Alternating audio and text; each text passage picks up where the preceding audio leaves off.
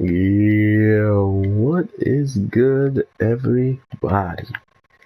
I want to talk about the vampire hunters of this Sirus show at the end of its rope almost, and learning a lot more than we've been learning in the previous episode. We learned a lot more in these episodes about a little bit of everybody.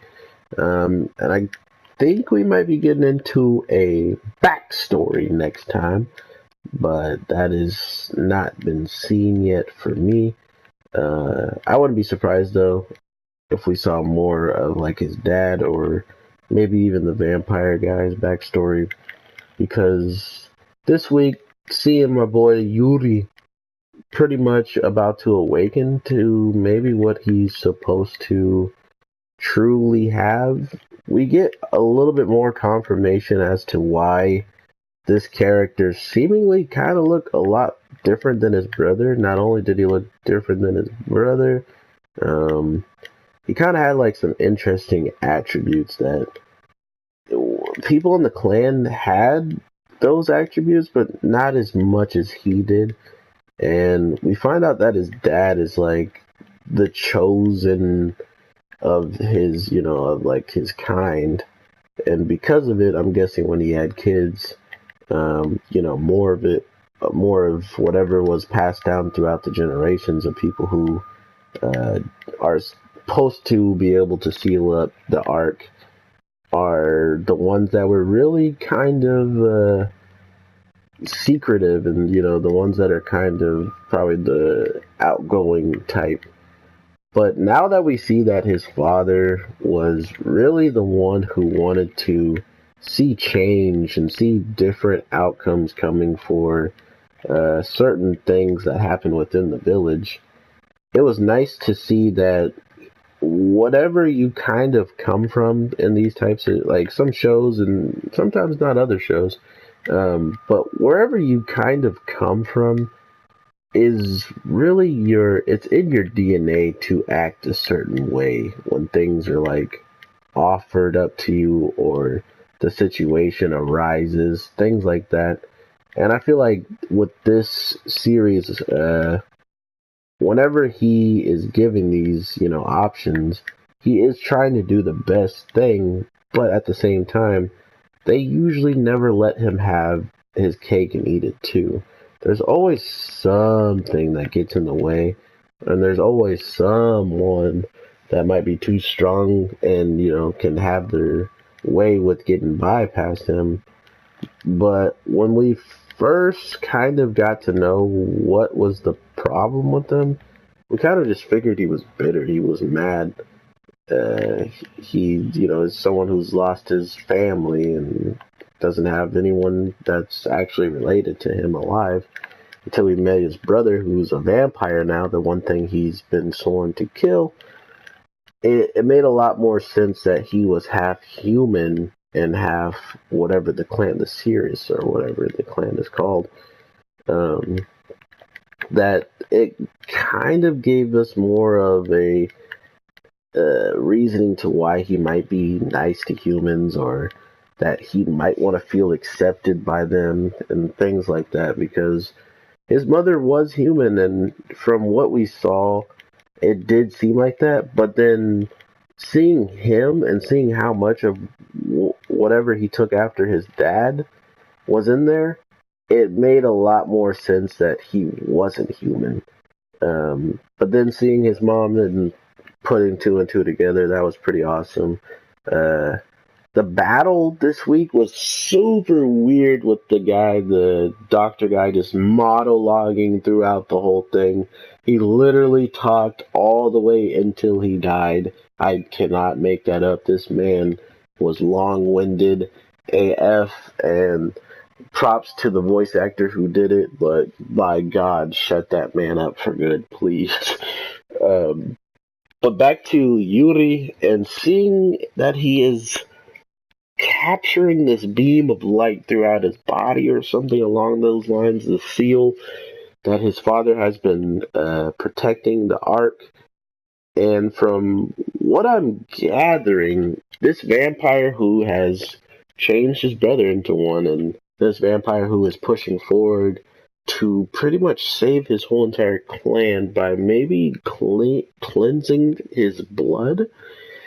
Uh, it's really in a dark.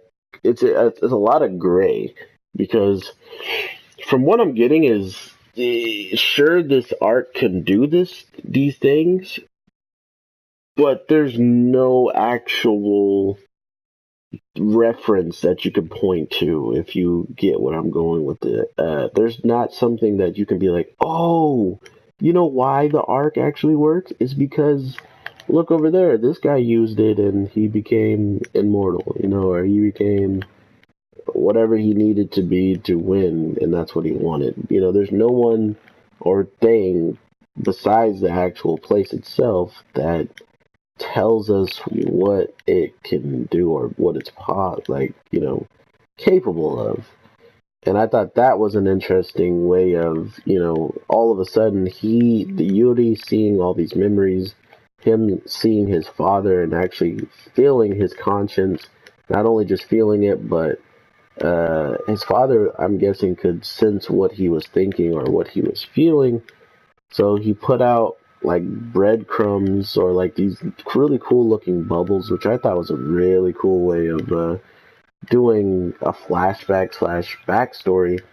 Was like he literally got submerged in something that only his kind can pretty much be inside of. So it made a lot of sense that once their race is inside of it, they can communicate like a different way, almost like Namekians in Dragon Ball Z, where they can fuse their bodies together, because there is no women in their culture or in their whole entire race. So yeah, they're just completely different. They do things their own way, and I just like shows that kind of play off of their own reasoning behind things, and that's it. That felt like one of their own original ways of just being like, they are both of this clan. They're both like connected by blood, and now by being near this thing that pretty much can, they can control only. It made sense that his memories and things that he's done in his life are trapped there as well with him. So, I don't know. I might just be looking too much into it and I enjoyed it a little bit too much, but that's just me. That's why I like to do these reviews and get to talk to them and stuff, talk to you guys and stuff. So, really interested in the end of this game, like the end game. He just supposedly got the ultimate power up, and is supposedly, instead of sealing the arc, he is kind of the arc, in my opinion. That's what they're going for. Not only that, his father was consciously still there. Like, he was pretty much going to live forever, it felt like.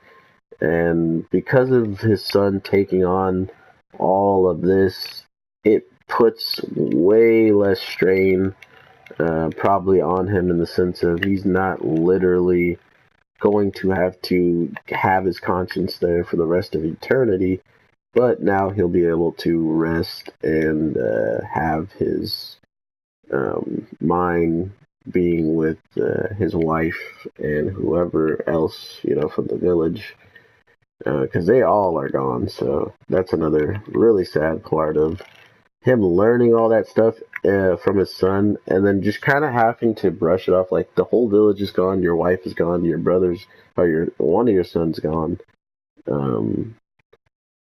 And, to take all that in, and then to still try to be like, but I want to still protect you, I'm going to stay here.